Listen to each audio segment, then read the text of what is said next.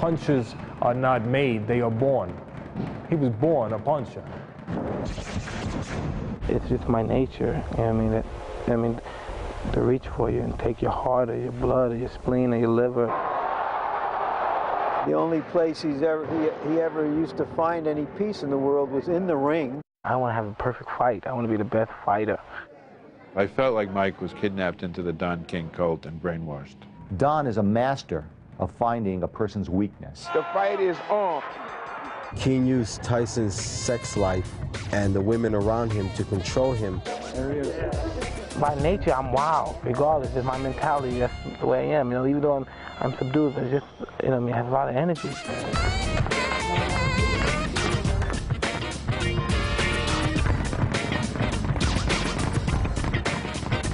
Mike Tyson is more than wild. Mike Tyson is the most brutal man to ever step into a professional boxing ring. He's the only man to ever be disqualified in a championship bout for biting his opponent. Not once, but twice. His actions sent thousands of fans racing out of the arena in fear. I was inside the casino and freaking people just started, there was shots fired, people just started running out.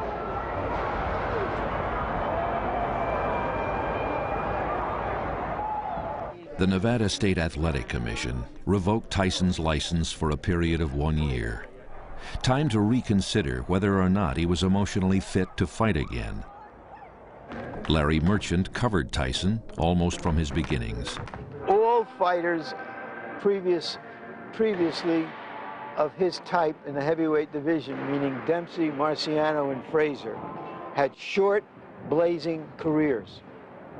That kind of style does not allow a fighter to have a very long career, as Joe Louis did, as Muhammad Ali did, as Larry Holmes did. So even giving him the best of intentions, the greatest of will to change over, there's a serious question of whether it can be done.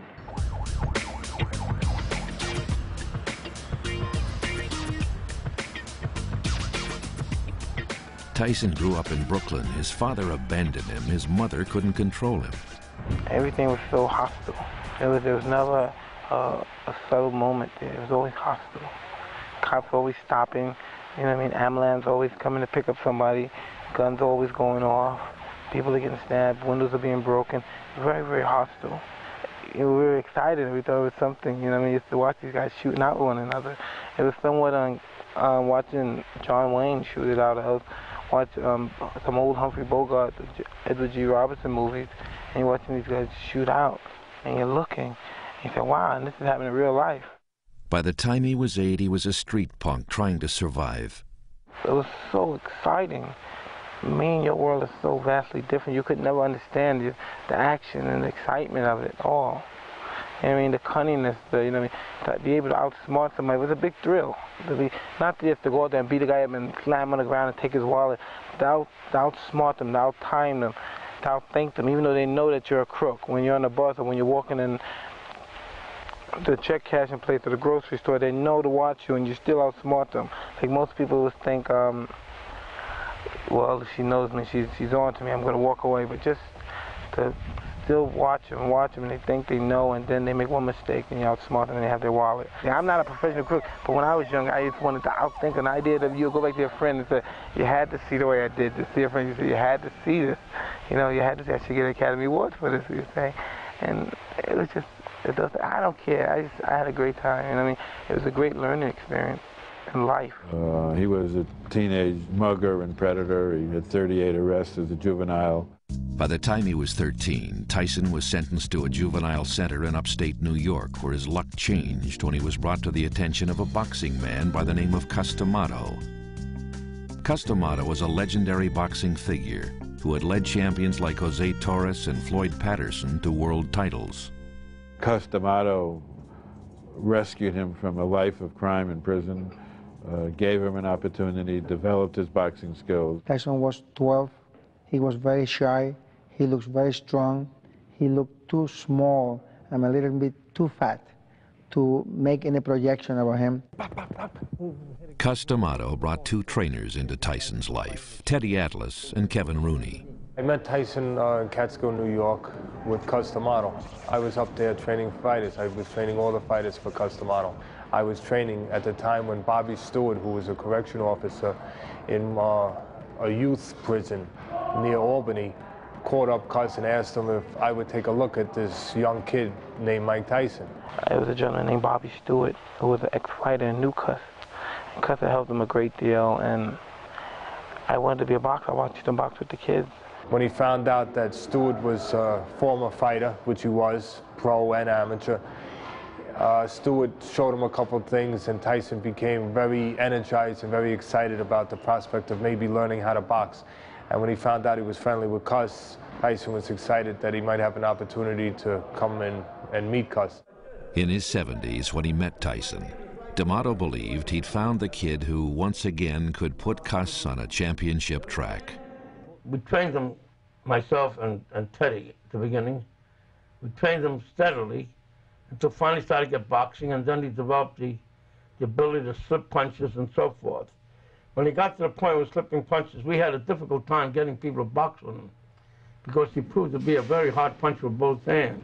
Tyson was like a sponge, and he just absorbed everything that Cuss had to teach him. You know, the head movement, throwing the punches with bad intentions, the proper snap. And I recall Mike, you know, practicing for long, sustained periods of time, 10, 15 minutes, in the mirror, just throwing like the right uppercut or left hook, just over and over and over.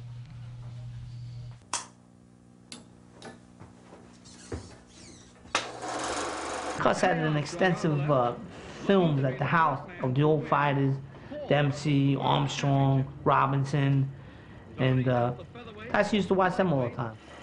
Henry Armstrong's style here is typical of him. Head down on the chest of his opponent. That's it. There you go. Now you got, again. Who's the last guy to stop? Time. Very good. That's what I mean.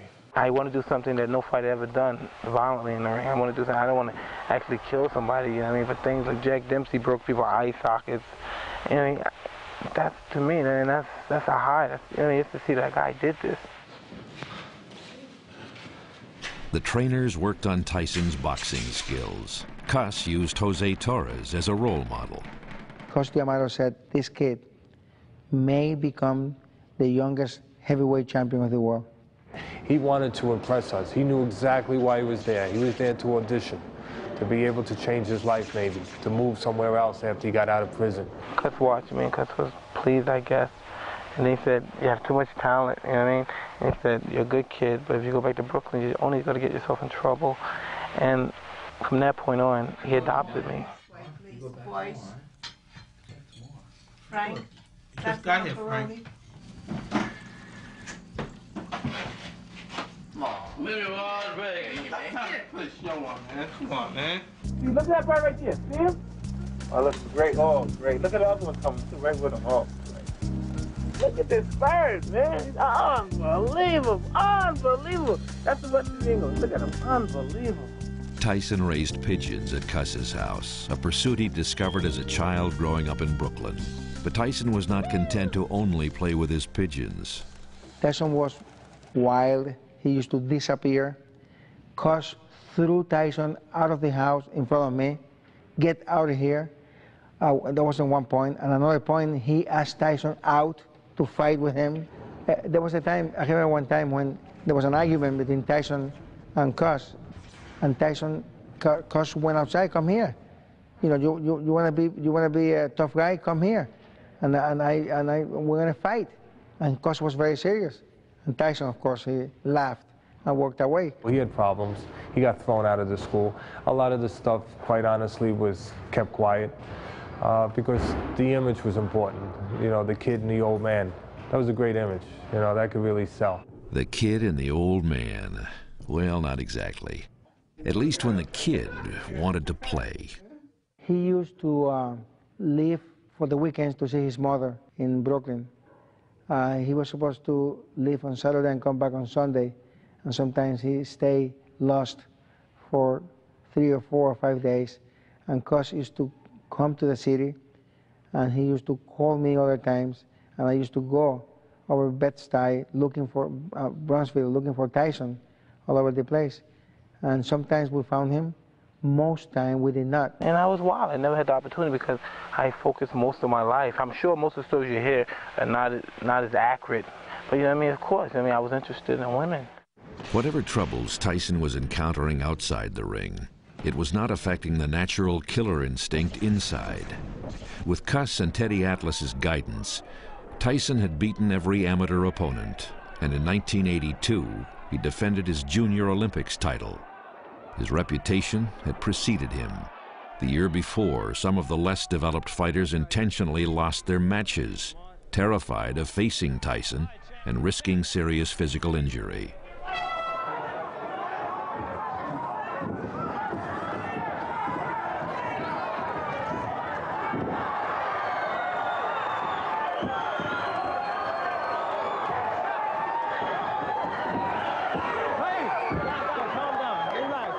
While other fighters may have seen him as a vicious animal to be feared and avoided, Tyson showed another side of himself before stepping into the ring for the championship match.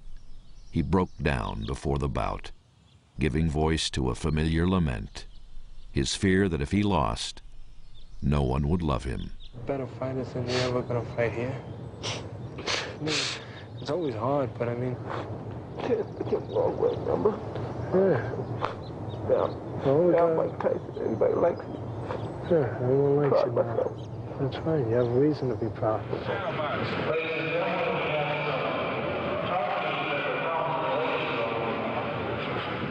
How many seconds you want?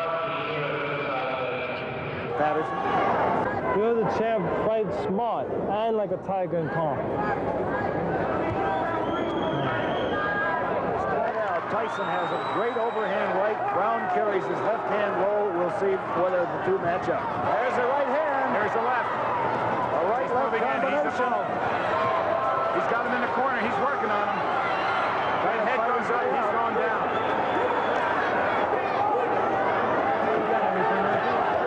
Another right back to the body by Tyson. Very, very strong boxer, Tyson. I tell you, very, very strong. Brown has taken some vicious punishment and held on. He's still in there. I don't think he's... There's another right by Tyson. He's just left right. He's giving it. Patel's coming in. Look at old Tyson jump on the ropes. Having disposed of the amateurs, Tyson turned professional. The beginning of Mike Tyson's career was guided perfectly. From the trainers, the training, the promoting, the fights acquired for Mike Tyson. Here was a man that sometimes fought twice a month. Unbelievable. It's so hard for a manager to get 2 fights a month for a fighter. Never mind the amount of fights that they got for Team Tyson. Team Tyson was the perfect team for boxing. And the next thing you know, Mike Tyson was like the hottest up-and-coming fighter that we had seen since the young Cassius Clay. Rocky Marciano. I mean, they were putting him in, or Joe Louis, they were putting him in that category. Because what? Because he was knocking guys out. He was knocking guys. Every time he threw the punch, he threw with bad intentions, and he wasn't getting hit.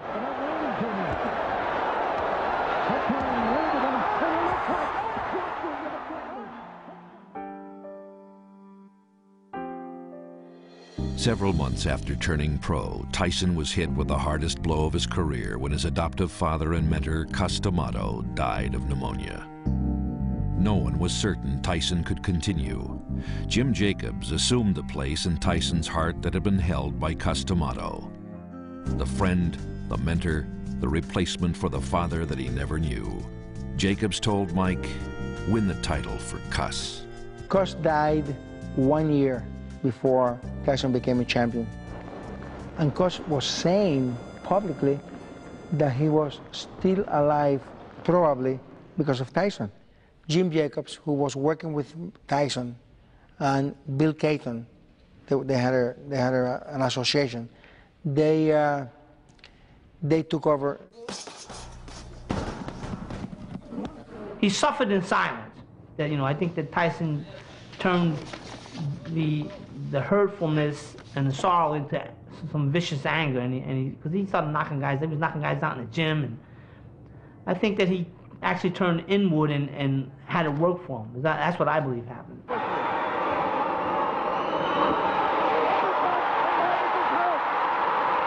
In 1984, 85, 86, and most of 87, Mike lived in my apartment here in Manhattan, and he would sleep on the couch.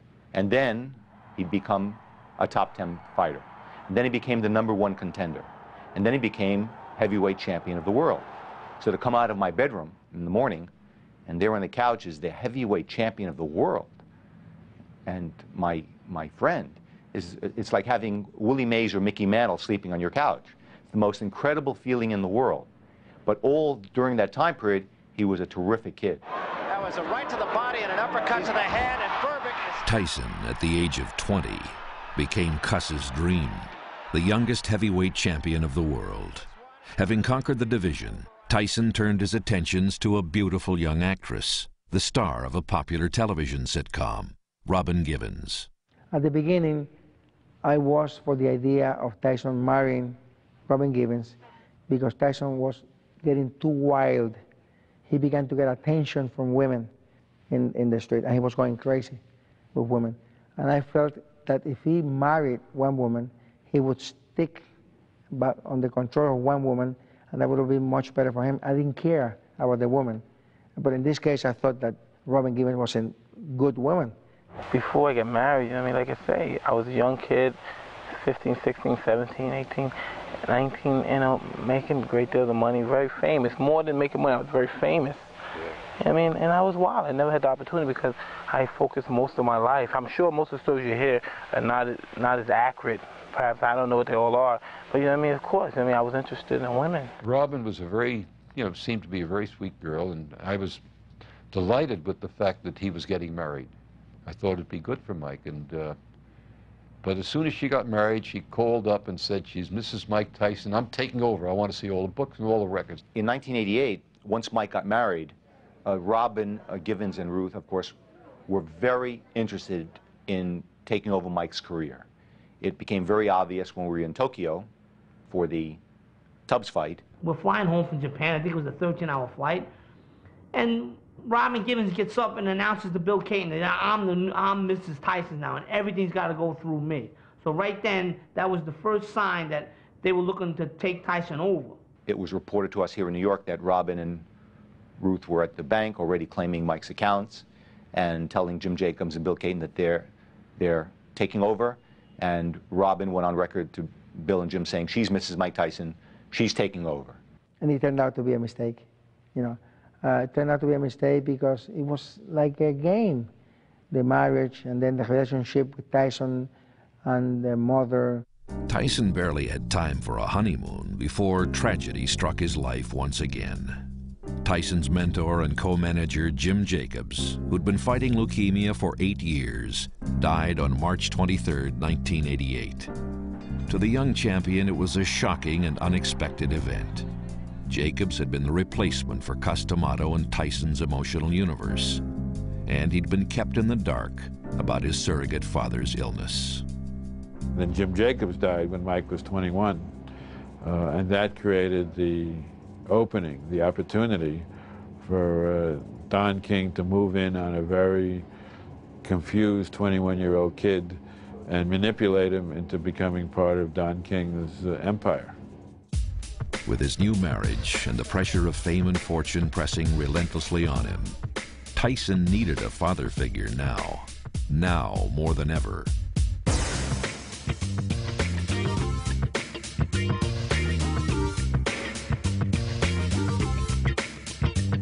By the time June 1988 rolled around, Tyson's personal and professional lives were in disarray. His manager and mentor, Jim Jacobs, was gone, and the recently wedded champ was being pulled and manipulated by several opposing forces. In one corner, there was Robin Givens and her mother, Ruth Roper, who were fighting for control of the champ's fortune. On the opposing side, Bill Caton, the manager who had helped make Tyson a multi-millionaire and international celebrity. And then there was Don King, the flamboyant, spike-haired promoter, the new force in Tyson's life. This is the high road. I'm not mad at anybody I have no axe to grind with anyone. All I want to do is to present to America and the world the best in boxing in a camaraderie, conviviality type of setting. I'm a dreamer, and I'm a big dreamer, and when I start dreaming, I get in a lot of trouble.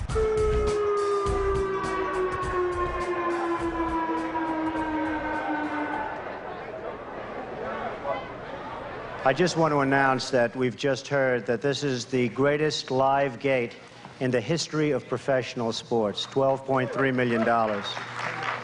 By the time Tyson stepped back into the ring to defend his title against Michael Spinks, his life outside the ring was on the ropes.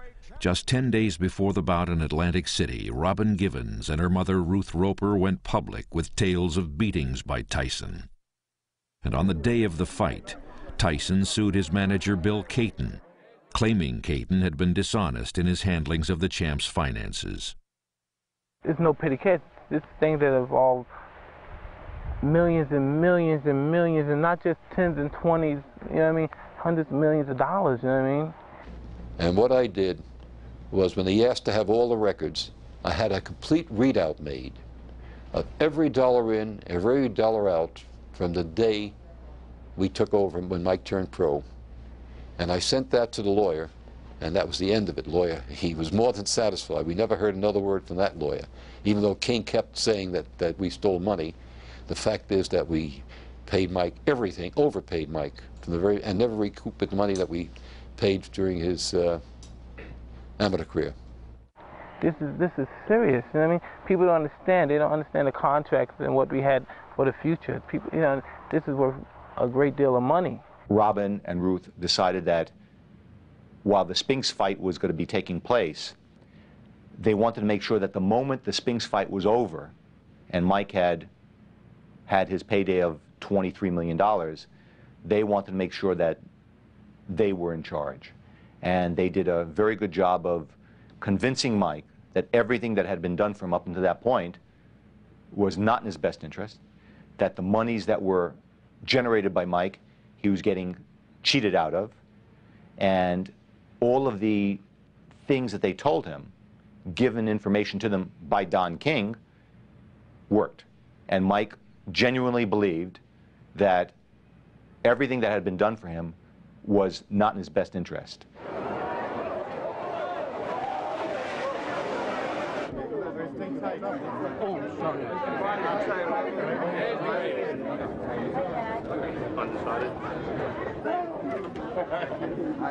How you doing, Brent? Who do you think's gonna win? Mike. Billed as Tyson Spinks once and for all, and seen by odds makers as Tyson's biggest challenge yet, this bout had far more drama going on outside the ring than it did inside. Big moment for me, big moment for boxing. Biggest fight in boxing history by far. Michael Spinks has ever been down in a professional fight. Tyson disposed of Spinks in 91 seconds.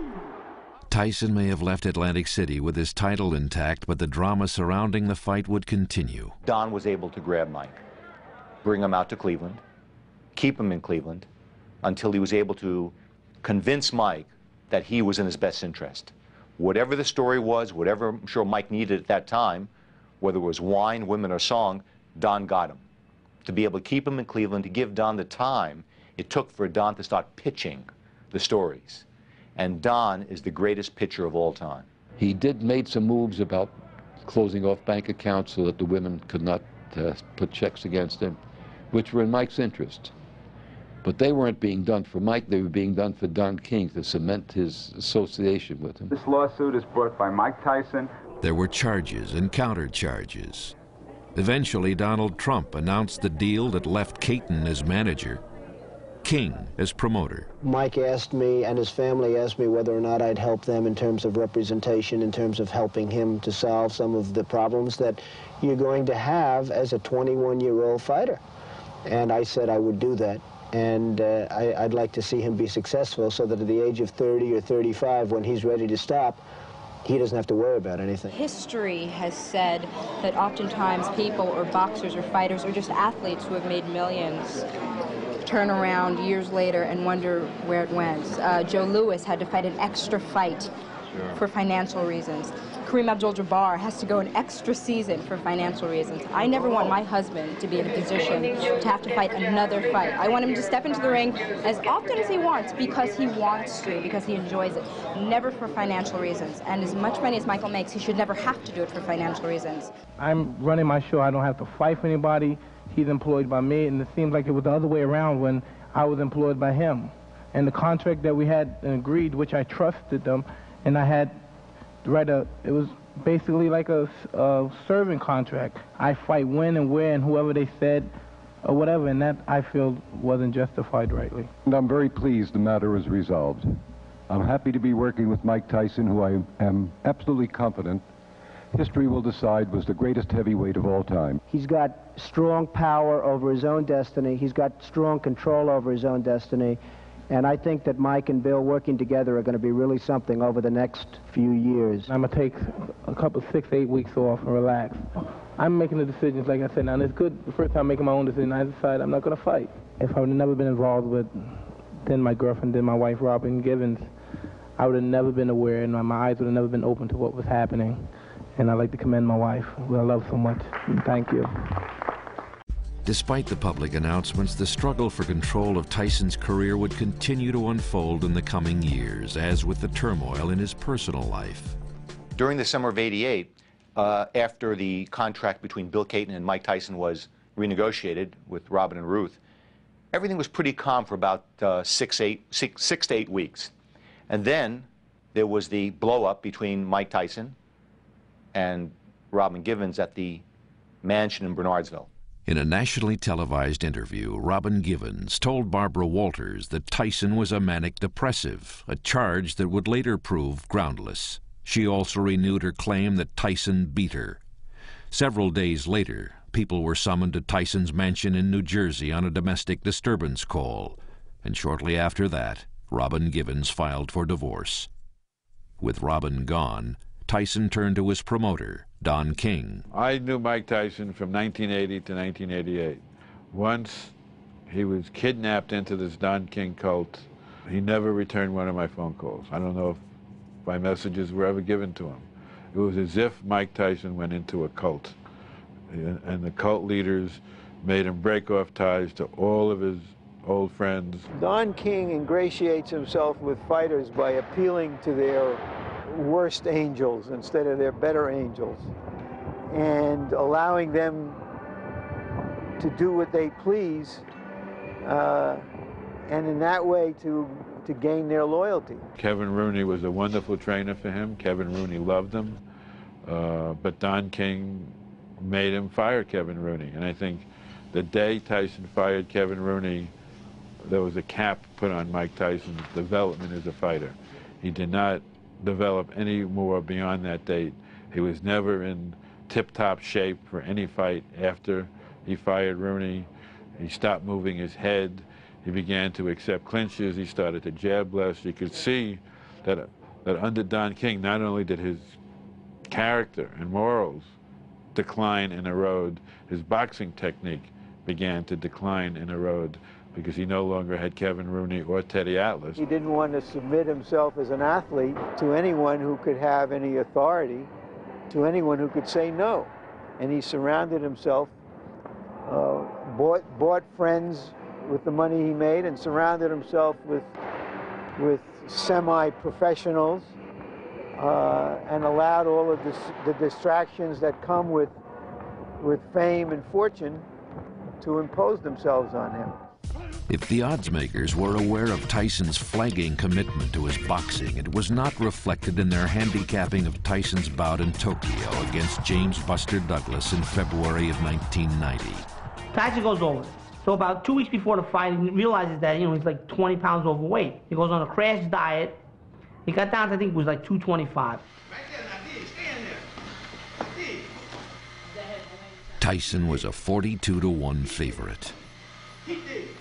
Before the fight, rumors had swirled about Tyson's mental and physical state. He'd been knocked down in sparring and didn't seem focused during training. He'd faced adversity in his personal life from day one, but never had his demons affected him in the ring. For the first time, the greatest champion of his generation had lost control in the one place he had always seemed to be able to maintain it. The bell rang, and I could see Tyson wasn't himself, and he wasn't in shape. So I guess he figured that, well, maybe this guy's gonna fall down if I look mean at him. So Tyson looked mean at him. Douglas said, okay, and he started throwing a couple of jabs. He started landing, first round, second round, third round. Now all of a sudden, Buster Douglas went from being what we call a scared fighter to a brave fighter. And once that happens, that once you go from being nervous to being real brave, you don't go back to being nervous. You stay real brave. And he just paced Mike. I mean, he gave him a beat. We'll finish things in. Oh, the uppercut! What an uppercut by Douglas! We acknowledge the fact that Buster Douglas put on a brilliant performance. The man was magnificent, and it indicated, as I've told you many times before in many of the press conferences that we have had, that the greatness of boxing is the unpredictability of it. Fighters lose. Most of your writers, the mature writers here, they're a lot older. They've been around a lot longer than I have in the fight business. They've seen fighters better than I lose. These things happen. The only thing I'm asking for from the champion now is just the rematch. I'll be okay. Tyson was humiliated. He had never taken such a public beating. Now more than ever, he needed approval. And more than ever, he turned to sex. Rudy Gonzalez was Mike Tyson's chauffeur and later a bodyguard and personal aide. Rudy Gonzalez was at Tyson's side constantly. He was a first-hand observer of Tyson's sex life. Our life with Tyson, with women, was simple. They were always around. They were always trying to claw themselves into the car and trying to get with him, and it becomes confusing. King knew this.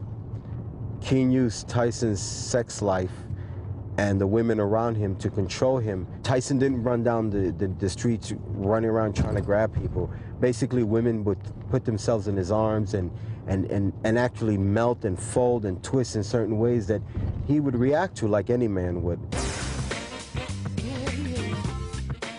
July 18, 1991, Tyson met Desiree Washington, a Miss Black America contestant at a pageant rehearsal in Indianapolis. She accompanied him back to his hotel room in the early morning hours.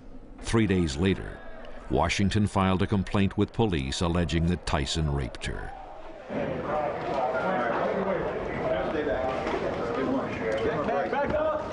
Back up. Come on, back up. Out of the way. Out of the way. Excuse me, please.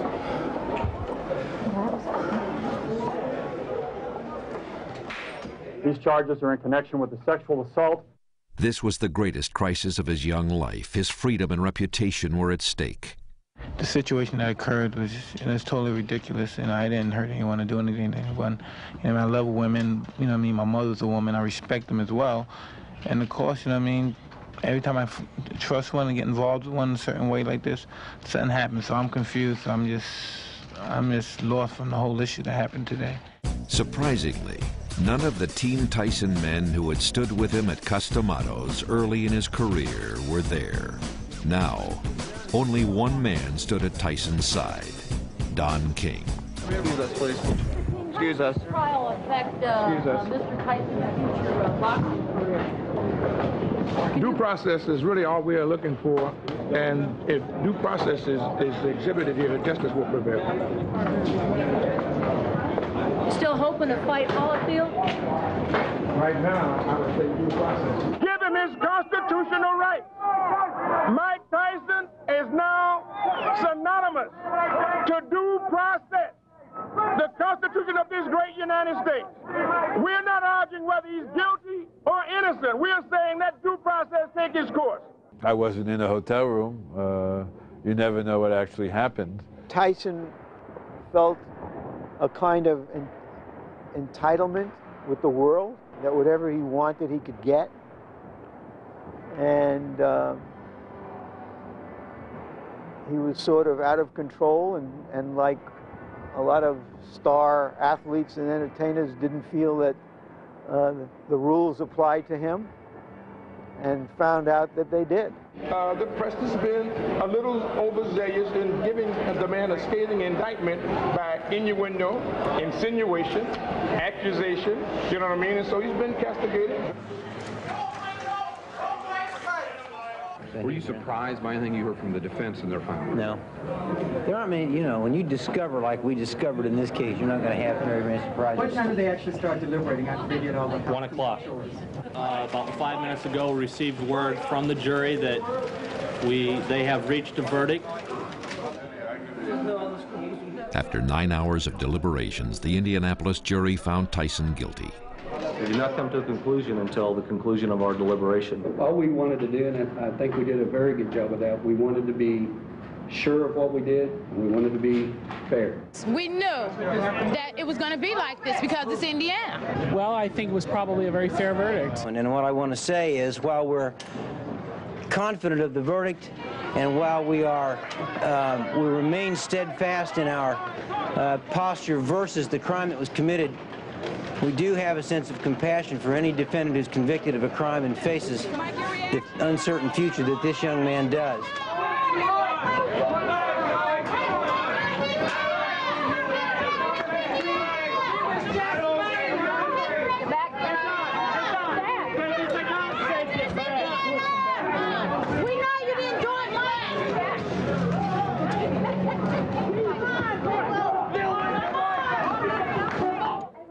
Serving a 6-year term at the Indiana Youth Center, Tyson was back in the setting he knew all too well from his days as a street punk. But once again, he fought back. He became a Muslim, had his sentence cut in half for good behavior, and on March 25, 1995, he was a free man. Tyson the Muslim was expected to fire Don King, but he did not. To the surprise of boxing fans, Tyson signed a new contract with Don King worth tens of millions of dollars. The fight is on. The reason he went with King when he got out of jail was very simple. King was the only man on this planet who could take a man out of jail, a convicted rapist, and do a deal with one of the biggest companies in this country, MGM, a 6 or 8 fight deal, I can't remember exactly which, for $30 million a fight. And the first fight he had was against Pete McNeely of all time. I wish Don King managed me. Because King was clever enough to put together the best financial package and make the best guarantee to him. All the other guys were saying, I'll do great things for you. King was able to lay a deal out on the table that said, you're going to make $100 or $150 million if you go with me. It was a business decision. It soon became clear that Don King had once again cast a spell on Tyson. The spike-haired promoter was in charge of the ex-con, ex-champs comeback. From Amboy Street in Brooklyn, and a part of the community, the former world champion of the world, Mike Tyson. Mike Tyson. Mike Tyson. I think that Don King has Tyson's number, you know, intellectually, the same way Holyfield has Tyson's numbers pugilistically. Tyson might have as much on King as King had on Tyson. So there was a kind of mutually assured destruction potential between them. I think it was the money and the emotion. He felt safer with King. King had power in the boxing world. These other guys would just talk. Don King knows Tyson. He knows how to persuade Tyson. He knows how to dissuade Tyson. He manipulates Tyson outside the ring like a little boy. Tyson's comeback was plagued by controversy from the start. And while the fight set up by Don King might not have been what most boxing observers would call competitive, they were immensely profitable. Tyson's status as the biggest draw in boxing was once again secure. He's selling tickets now the way he always did, but I think it's for a different reason. Where once it was to watch this tremendous boxer, now I think there's an odd sort of circus around him that people want, what's going to happen this time? And that sells. That sells in America. While Tyson wasn't the dominant pugilist he'd been in his prime, he was still a dangerous fighter with too much speed and punching power for almost every other ranked heavyweight. Tyson quickly retained the WBC and WBA titles with victories over Frank Bruno and Bruce Seldon. Finally, Tyson was going to get his long sought-after bout against Evander Holyfield. And because they thought Holyfield was completely washed up as a fighter, and they thought that his name would attract a big audience and restore Tyson's own name. Otherwise, they never would have taken that fight. If they thought that Holyfield could still fight, they would not have taken the fight. Tyson Holyfield, years in the making. I'm just looking forward to winning. My main objective is just to win. I truly believe that the fight will be tough until I convince him that, you know, I am the man. Turned out to be a giant letdown. Tyson was dominated by Holyfield, and the fight had to be stopped in the 11th round. For only the second time in his professional career, the fighter once thought unbeatable had suffered defeat. Tyson wasn't in good shape, and he was believing his press clippings, I guess, and Holyfield proceeded to give him another beating. As it turned out, Holyfield exposed Tyson, exposed the fact that he had gone way back as a fighter, and exposed the fact that he was basically a bully in the ring, and that if you stood up to him, that he would come apart. On June 28, 1997, Tyson stepped into the ring with Evander Holyfield once again. It would be a day of infamy for boxing, and for Tyson as well. The uncontrolled demons which had followed him through most of his life would on this day slip between the ropes, creating one of the ugliest moments in boxing history. Well, I didn't know what I was seeing at first. Then when I realized he bit his ears, it occurred to me that this was a guy who quit, who was looking to get out of a fight. And then I don't really think that was the case. I think he was frustrated. He realized he found someone he couldn't intimidate, he couldn't bully, he couldn't beat, and he just reacted in frustration and bailed out. Referee Mills Lane warned Tyson. But seconds later, Tyson did the unthinkable again. This time, Lane disqualified him. I think he understood he was losing the fight and was going to lose the fight because everything unfolded exactly as in the first fight, including a headbutt, including being muscled around. He understood that he wasn't going to win this fight, that Holyfield still had his number. There was no way for him to prevail. He landed some big punches that did not have any effect on Holyfield. I think a feeling deep inside himself that he was going to lose again, and he didn't want to get knocked out, so this was an exit out of the fight without getting knocked out. I mean, you don't have to think that you are losing the fight. What you have to think is that this guy is not falling after I'm hitting him with my best shot. And I think it was in the third round that Tyson was having his best round when he decided to beat him in the ear. Tyson was, without a doubt, he lacked confidence to win. He knew that he could not beat this guy. He was sure that it was impossible to beat this guy. So he said, you know, he beat his ear. Tyson's corners showed their colors. A melee erupted in the ring. An army of police stormed the ring to restore order. Well, it was a melee. I mean, it was a melee from the word go, not just in the ring, but in the casino afterwards. The whole place was chaotic, and it was a fitting end to that whole comeback. It was very nasty. There were people in the crowd, of course, incensed by what they'd seen. There were fights breaking out all over the place. And I'm not surprised that MGM have sort of turned their backs on boxing. While Holyfield was rushed to the hospital with a towel placed over his near-severed ear to stop it from falling off, the fighter once known as the baddest man on the planet took the long walk from the ring back to his dressing room. Tyson and his entourage were pelted with cups and bottles and whatever else the outraged crowd could find to throw at them. I saw him actually leaving the hotel property, and where some guy yelled at him, called him a loser, and Tyson actually tried to get out of the car and get at the guy, and he was restrained. So, I mean, the level of frustration was dialed up pretty high, and it didn't go down. I was inside the casino, and freaking people just started, there was shots fired. The media had a field day. Pictures of the fight were splashed across the front pages of virtually every newspaper in the world. Tyson was condemned, ridiculed, and sports writers were near unanimous in declaring that he should never be allowed to fight again. I saw what millions of people around the world saw, and I've been a boxing writer for more than 30 years.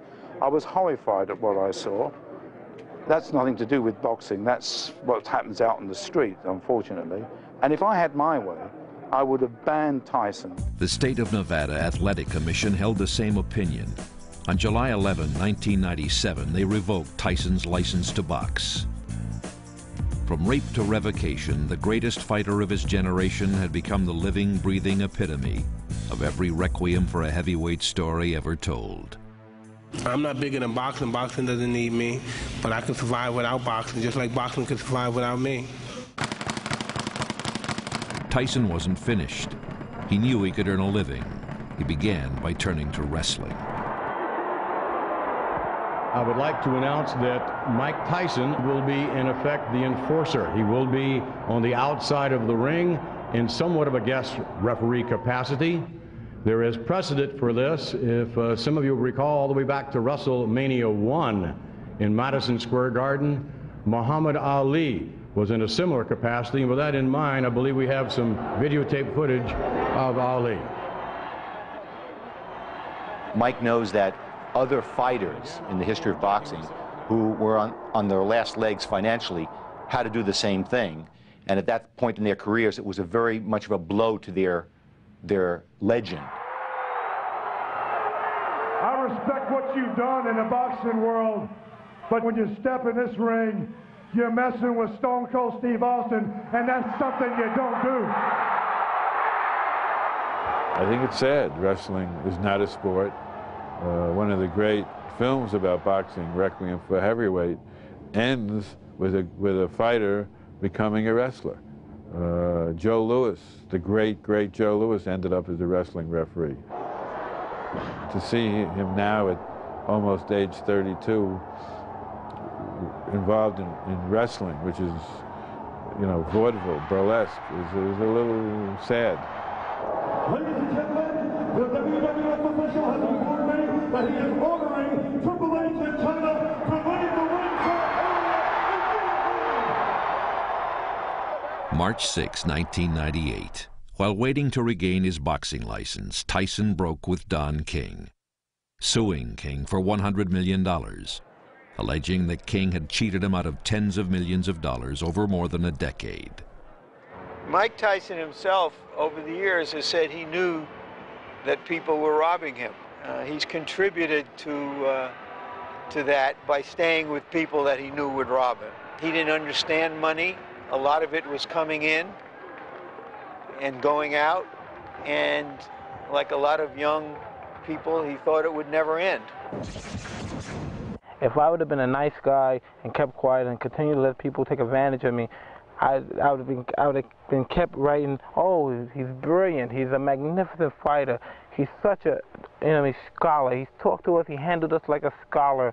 Once we stand up and we fight for ourselves and we're prepared to challenge anybody, don't care how much money they have, don't care how much power they have, because it's right. While Tyson's professional life continued to proceed in the harsh glare of the media spotlight, he quietly married Dr. Monica Turner.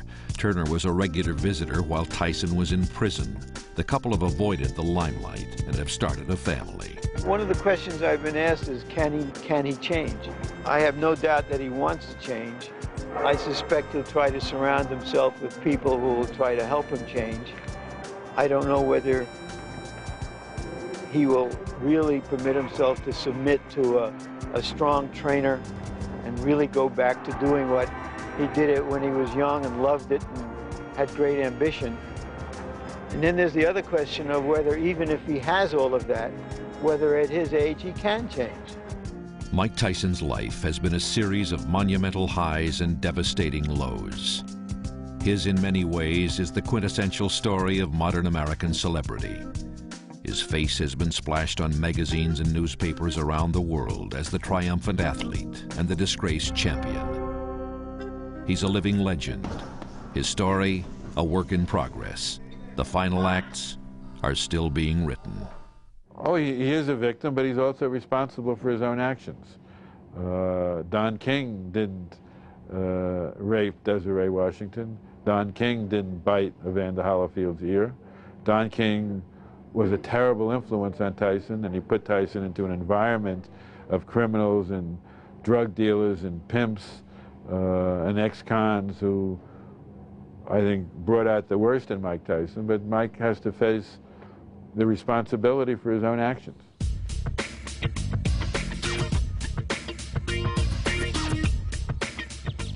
Is Tyson destined to suffer the fate of so many fighters before him?